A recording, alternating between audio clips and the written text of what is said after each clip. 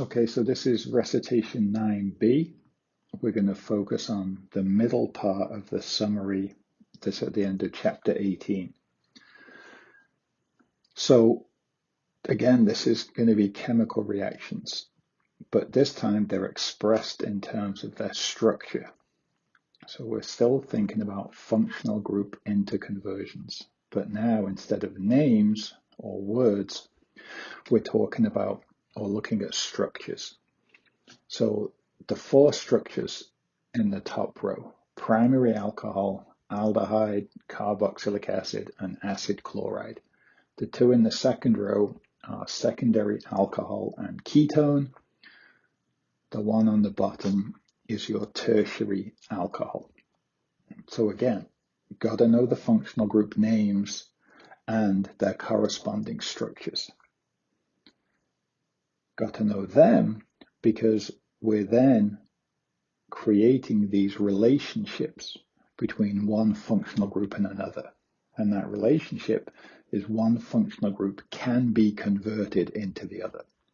So there's a relationship between primary alcohols and aldehydes, right? That relationship is you can convert primary alcohols to aldehydes.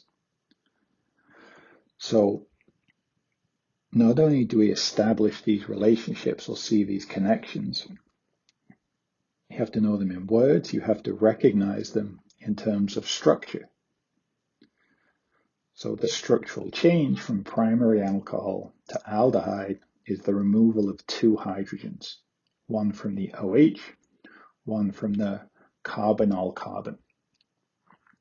So removal of two atoms and the production of a new pi bond, you would say, well, that fits the definition of elimination reaction.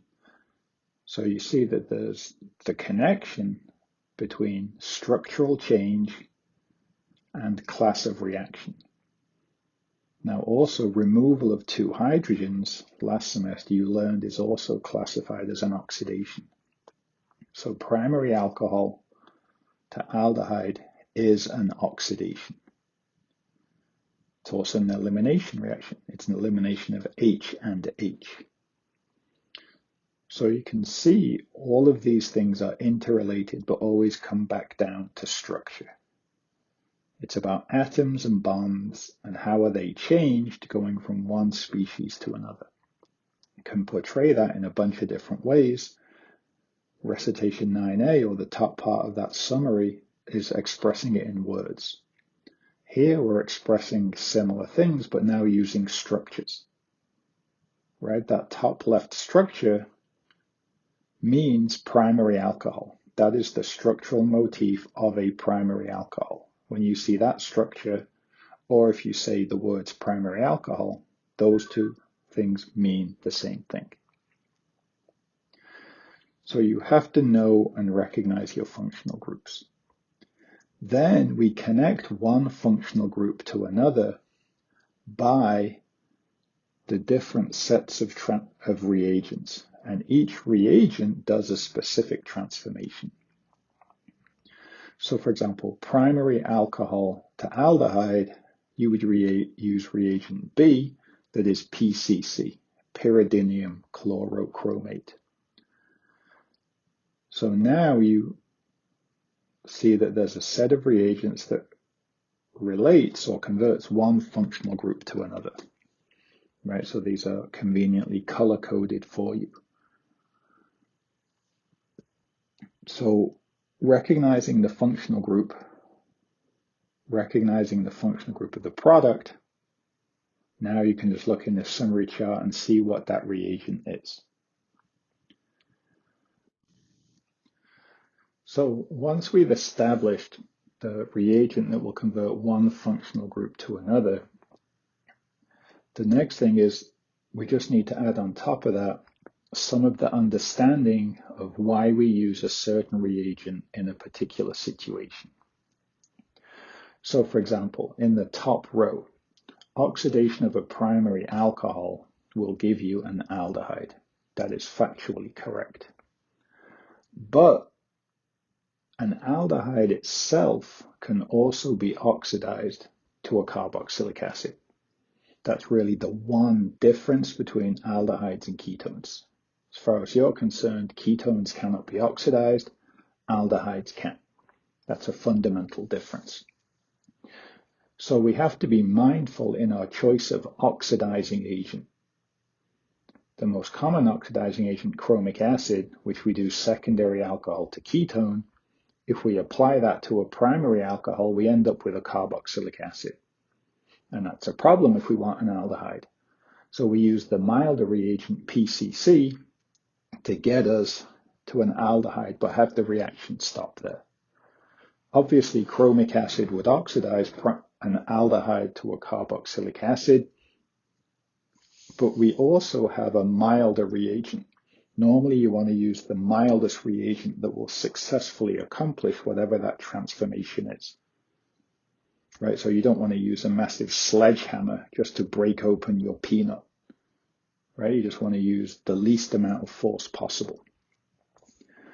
So silver oxide is traditionally used to oxidize an aldehyde to a carboxylic acid. In the notes, we mention an occasion where these other powerful oxidizing agents wouldn't want to be used as that oxidation. Normally, if you use a more powerful reagent, this raises the issue of reaction occurring at other places.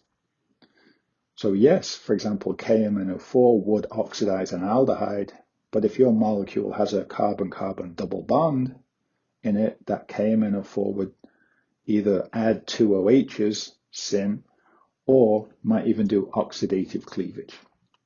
So you just reduce the chances of other unwanted chemistry occurring if you always use the mildest reagent possible. So here we're seeing the idea of the possibilities of different oxidizing agents and seeing which one is more appropriate. So we talk about appropriate reagents. Many of the right to left transformations are reduction.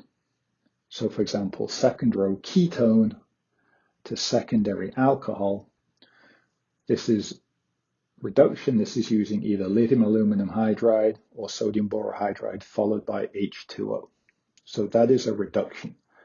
Same thing is true and can be applied to aldehyde to primary alcohol. If aldehyde to carboxylic acid is oxidation, then carboxylic acid to aldehyde must also be a reduction. You might say, well, can I use reagent set C for this type of reduction?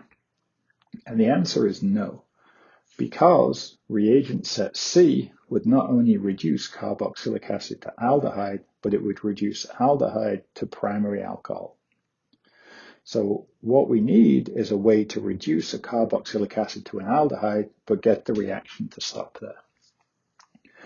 And the way that we do this is by a general protocol of making our carboxylic acid into an acid chloride. So that's using thionyl chloride, reagent set E. We'll talk more about acid chlorides when we get to chapters 20 and 21. The main thing is that the acid chloride is very reactive. And because it's very reactive, we can then use a very mild reagent. In this case, we're talking about reducing agent. So you cannot convert directly carboxylic acid to aldehyde, but you can go carboxylic acid to acid chloride and acid chloride to aldehyde. So this is the dotted line A. And for that, we use a modified, milder reducing agent. So this is the lithium aluminum tritebutoxyhydride.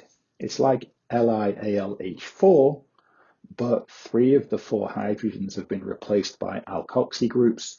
That moderates or lowers the hydride reactivity.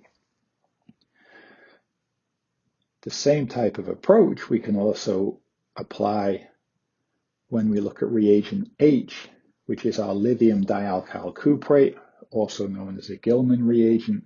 This is a weak or milder organometallic reagent.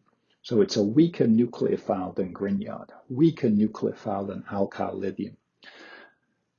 And therefore we can convert acid chloride to ketone using that lithium dialkyl cuprate reagent without worrying that our ketone is going to react further with this weaker organometallic. And that is normally a concern because as you can see from, for example, transformation F, ketones react with Grignards.